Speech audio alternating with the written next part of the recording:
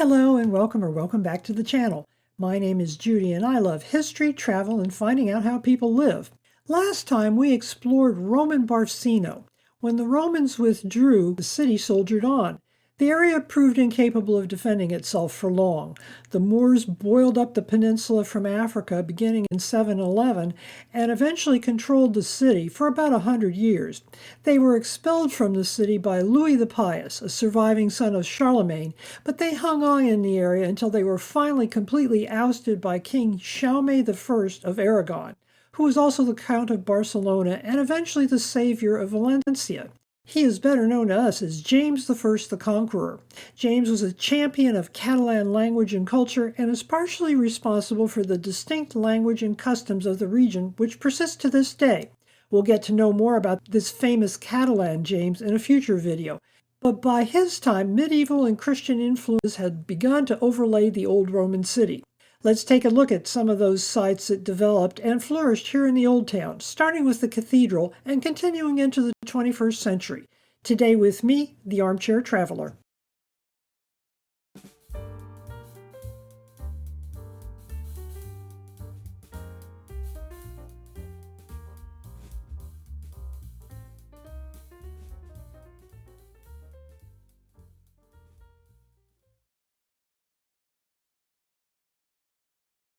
The Barry Gothique, or Gothic quarter, is centered in and around the cathedral.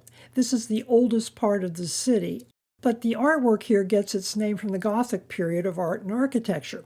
This engraving shows you a representation of what archaeologists believe the area may have looked like during the days of the Roman Empire, when Barcelona was a colony town. Roman construction was tidy and predictable. It favored a strong defensive perimeter and orderly straight streets. The two main streets always, at least according to the plan, intersected in a forum. The forum, like the rest of the city layout, had predictable features. One of these would have been a basilica, not a religious structure we think of today, but a secular building dedicated to local government and the courts. Basilicas were also very sturdy buildings designed to impress as well as to last. Once Christianity gained the upper hand in the empire, many were actually converted into churches, but some were converted into city halls. A second predictable structure in the area would have been a temple, usually dedicated to Jupiter, the head of the Roman pantheon. Like basilicas, these buildings were sturdy and impressive and built to last. Over time, however, the temple here was apparently mined for building materials. What remained was a nice, large, flat, and mostly paved area, perfect for some new construction. Barcelona's cathedral is a magnificent Catalan Gothic site overlooking a sprawling square. This wasn't even the first Christian church on the site, which originally housed a Romanesque-style church dating back to the 11th or 12th centuries. We actually don't know what it looked like, except that it was eventually torn down. Construction on this building began in 1298 and ran on until the 14th century. It was mostly complete by the mid-1500s in Gothic style, but the facade and towers you see here were added on in the late 19th century in the neo-Gothic style. Unlike many churches in Barcelona, this one survived the Spanish Civil War mostly undamaged. The full name is the Cathedral of the Holy Cross in San Eulalia. It honors a Christian saint named Eulalia, whose martyrdom is depicted here in a plaque on the church itself. Like so many other early Christians whose names we also know or have learned about, she was martyred during the reign of Diocletian. The story goes that she was the beautiful daughter of a local noble family. The local Roman governor was a man named Dacian. He arrived in the city to carry out the persecutions. Eulalia defied him and confronted him. Dacian had her arrested, stripped, beaten, and stabbed. It took a lot to kill her, apparently. At the end, Eulalia prayed to God to take her to heaven, and she died from her wounds. Another more gruesome story suggests that she refused to die, was put into a barrel with shards of glass, and rolled down a street until she bled to death. The interior is a Gothic feast for the eyes. Gothic architecture evolved to include much more glass to let in the light, and we moderns have added electricity, but I found this one so dimly lit it was actually fairly difficult to photograph, particularly downstairs in the crypt. Of note, and located in the crypt, is the final resting place of Eulalia. She traveled not just in life, but after her death. Apparently her body was originally buried in a different church and hidden during the Moorish time, protected from the Moors. Her earthly remains were finally relocated here in 1339. One interesting feature of the cathedral is the cloister, a serene, partially shaded courtyard with a fountain, plants, and a well. It's called the Well of the Geese. Getting from Eulalia's martyrdom to these noisy critters requires some mental gymnastics. The story goes that to kill her, the Romans cut off her head and a dove flew out of her mouth. Then a sudden snowstorm covered her mostly naked body like a garment with snow. From snow to white geese was quite a jump, but who am I to ask questions? Visiting here required an additional fee, a wait in line, and actually a security check that I didn't have to go through to enter the cathedral itself, but it was worth the effort. The geese, like their American cousins, are noisy and quite aggressive. They can and do chase visitors, at least sometimes. Perhaps they're here to protect the memory of the saint. Plaza Nova just means new square, but its roots go far further back into antiquity. The square sits in front of what had been an ancient Roman gate, which later became known as the Bishop's Gate. It's an important spot. It was where two aqueducts actually brought water into the city. Today, the square features two towers, rebuilt from the once destroyed imperial-era city walls, and a tiny remnant of one of the aqueducts. Not everything here is Roman, whether original or rebuilt, or even medieval. This is the home of Barcelona's College of Architects. Their building dates from the mid-1950s, and in my opinion sticks out like a really ugly sore thumb. I suppose that was the plan, and I have to say, if it was, it succeeded. The architects actually engaged Pablo Picasso, who scribbled down some of his famous stick figures, which were eventually incorporated into a band surrounding the building, and are shown here. Opinions vary, but I don't think even Picasso could save this pile of blue grass. Perhaps that was his intention all along. The Carthaginians came and went. The Romans came and went. The Muslims came and eventually were forced out. Medieval Barcelona actually begins here, on the King's Square.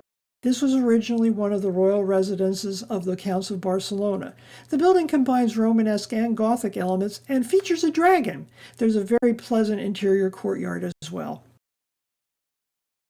One of the hallmarks of medieval construction, especially infrastructure built on top of original Roman-era design, is winding, narrow, twisty streets. Bisbee Street near the cathedral is one of them. There are two buildings here connected by a bridge. It may look Gothic, but looks are deceiving. The construction here only dates back to 1928. I walked under it rather than crossing it, but when you look up and squint, or enlarge your own photo, you can see a skull hidden above eye level. I've read a couple of explanations for that skull. One is that somehow the architect of the bridge was dissatisfied with something not specified and hid the skull, the dagger, into the bridge so that anyone who crosses it will fall prey to an evil spell. I'd like to think this might have been whoever commissioned the work and then perhaps complained endlessly and then tried to stiff him for his fees, but I'm just guessing on that one.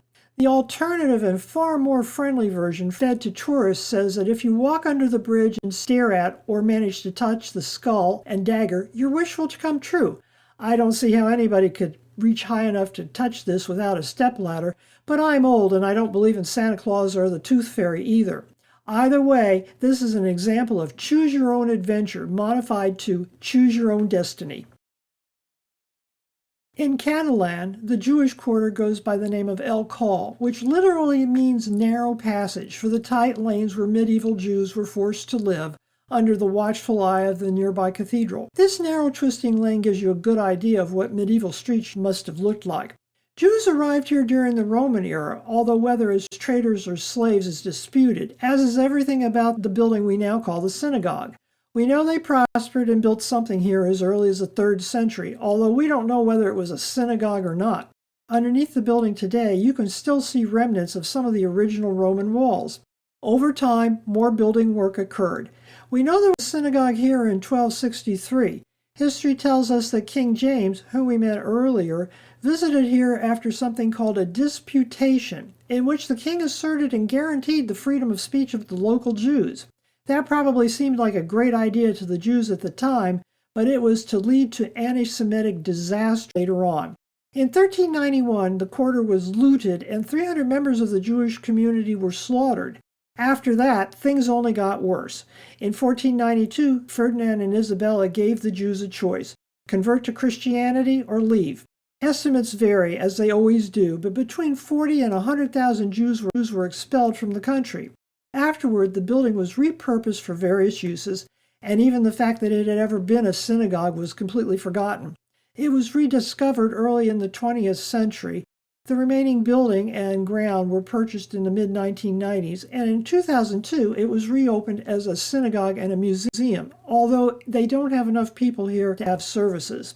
I imagine that this room might be the sanctuary, and in the old days it probably was. It turns out there is no active congregation here today, although the building is sometimes used for religious purposes. Today, this quiet little square reminds us of some pretty awful recent history. The square is named after a Baroque-era church dedicated to San Felipe Neri. Felipe was a 16th century Florentine who underwent a serious religious conversion when he was about 18 years old. He moved to Rome and ministered to the sick, the poor, even the city's prostitutes. Later on, he became a priest, and he was known for his joyful spirit, love and laughter, and commitment to serving others. As far as I know, he never set foot here in Barcelona, but his story prompted the building of the church and an elementary school nearby. It also led to tragedy. The church and the buildings were badly damaged during the Spanish Civil War, when Barcelona resisted Franco's forces. In late January 1938, Franco's Air Force bombed the area, killing 42 people, mostly children who were hiding in the church and the elementary school. You could still see the pockmarks from the shrapnel. A pretty little fountain gurgles when it's flowing, which isn't most of the time, and reminds us of what must have been the laughter of those long-dead murdered children. This little monument is somewhat off the beaten track, but it reminds us that Napoleon had a go at this city, along with everyone else who tried to control it. 5 Barcelonan patriots, including 2 priests, are shown in the picture calmly receiving last rites before being strangled for resisting Napoleon's occupation of Spain. In addition to the bronze statues, which were created by a famous Catalan sculptor named Josep Llimona in 1930, there are 4 ceramic panels reproduced here which explain what happened. Panel number 1 shows us the trial.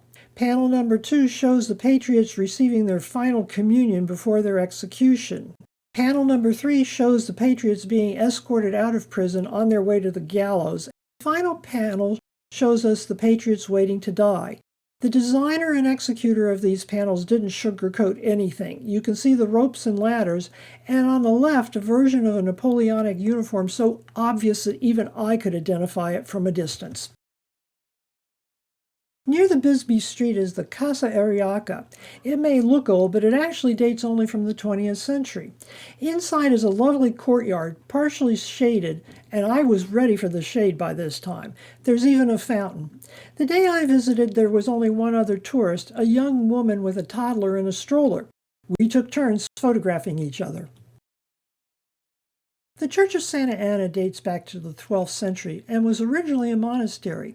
This is one of those you can't judge a book by its cover buildings. The church sat outside the original Roman walls. While the main entryway and the cloister feature pointed arches screaming Gothic, the interior, when the church is open, looks quite bare and Romanesque. There's a tomb of a knight named Miguel de Berra, who was an admiral under Emperor Charles V. The church is probably best known for its lovely cloister, shown here. More recently, in 2019, a sculpture called Homeless Jesus was installed in front of the church, the work of a Canadian sculptor named Timothy Schmaltz. This represents Jesus of Nazareth, wrapped in a blanket and barefoot, lying on a bench, and is meant as a denunciation of the situation of the homeless. One of the most famous tourist traps here in the city is a combination bar-restaurant called El Quatre Gat. with a G. I thought this must be a replica of a medieval church or maybe a castle when I first tripped over it on the way to our next stop, which is a fountain. It turns out it's not. It's nearly new and built in a style called Neo-Gothic Modernisme. The restaurant opened up originally in 1897. The name, loosely translated, which is the best the armchair traveler can do in Catalan, is actually for cats. The story goes that the owner planned to remain open 24 hours a day. That was his business model. When he told the story to his pals, one of them laughed and said, "It'll just be you and 4 cats." This is a colloquialism meaning only a few people and generally applied mostly to eccentrics. Picasso and his artist buddies hung out here, and the bar hosted his very first one-man show. I think it would be fair to say that Picasso and his bohemian pals probably qualified for the nickname of eccentric. The friend turned out to be right. The bar went belly up in 1903 and was closed for ages. Its history was rediscovered and it was reopened under new management, restored, they claim, to its original condition back in 1989. I looked in, but I wasn't ready to eat or drink. I wanted to see one more fountain. Fountains were an important feature of Roman architecture and the way in which water was distributed from the aqueducts we saw at the beginning of our walk to the people living here in the city. This one is called the Font de Santa Anna. There's been a fountain here since 1356 that they know about, making it the oldest one in the city. It started out as a simple trough to water horses and mules dragging their carts, entering or leaving the city. A fountain for humans was thoughtfully added the next year. This version is far newer and only dates from 1819, although the tiles you see, which are quite pretty, were not added until 1918. I've never seen water spouted here, and I've been past it dozens of times. I always enjoy the decorations, though. The tiles show us women lugging jugs of water. As recently as 1940, 1 in 9 Barcelonans got their water from fountains just like this one. In the 17th century, this was the last stop for horses leaving town. Since it was the last watering hole for man and beast leaving the city, so shall it be for us. It's time for some refreshment. If you have been following my travels, you already know that I love more than just history and travel. I love figuring out how people lived in the past and live today. Mostly, when I can, I stay in apartment hotels so I can do my own cooking. This isn't because I'm being cheap. Since I travel solo these days, eating out isn't only expensive in terms of money and calories, although both of those things are true. Eating out by myself gets old fast, particularly in the evening when most people in these establishments are in groups and I'm sitting there by my lonesome. I always imagine that if people think of me at all, I try to be inconspicuous, look at me with something like sadness or maybe even pity. Avoiding the breakfast and dinner out problem means either starving or cooking. On my last visit to Barcelona, I hope to go back to Barcelona for the grand opening of Gaudi's magnificent La Sagrada Familia, now scheduled for sometime in 2025. I settled into a modern apartment hotel. It was a pleasant place, located next door to a Harley-Davidson dealership and a gas station, which seemed to be handy, and also within very easy walking distance of the nearest subway stop. An outpost of El Corte Inglés was a mere 5 minutes walk off, and it came complete with its own supermarket. This is an enormous department store chain with branches all over the city. Apartment hotels vary widely in what standard amenities are provided or are sometimes left behind by the previous resident. In this case, the room was clean as a whistle, which is a good thing, but that meant I had to purchase everything, even toilet paper and rubber gloves, as it turned out later. Spanish dish soap will really do a number on your hands. I went for easy on this trip, buying the minimum, and managed to turn out a respectable lunch complete with wine. It wasn't fancy, but it tasted fine. Thank you for joining me on this walking tour of medieval and modern Old Town Barcelona. Come back next time for another adventure with the Armchair Traveler as your guide.